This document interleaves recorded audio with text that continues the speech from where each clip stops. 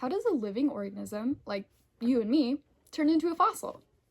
Well, there are a lot of different types of fossilization, such as molds, casts, permineralization, carbonization, amber, freezing, the list goes on. Additionally, the circumstances in which an organism died, how it died, when it died, the sediments it was buried in, etc., differ from fossil to fossil. So let's take a look at a simplified example of one of the most common types of fossilization, permineralization. Imagine you're a flexicalamine trilobite, scavenging the ancient seafloor of an Ordovician seaway, when suddenly there's a huge storm surge and you find yourself rapidly buried beneath layers and layers of sediment, unable to escape, and you die. I know, this seems pretty grim, but don't worry. You see, this is just the very beginning of your long and arduous journey of fossilization.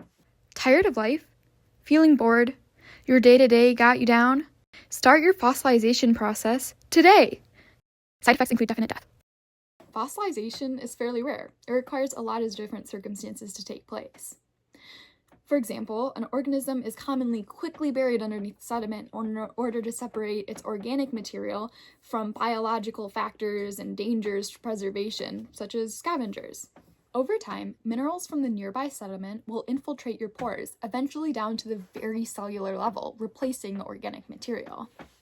This often happens with the hard parts of an organism, like shell and bone.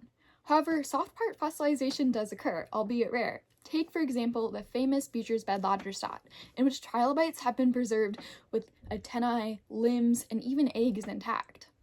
This locality demonstrates a specific type of permineralization, called pyritization, in which the organisms were fossilized with the mineral pyrite, also known as fool's gold. Another type of permineralization is called carbonization, which, you guessed it, involves carbon. This can be seen a lot of times in plants. Now that you have a very surface-level overview of permineralization, you might be wondering, whatever happened to that flexicalamine trilobite in the beginning? Well, this little trilobite would be found by a young fossil collector as her very first complete trilobite fossil.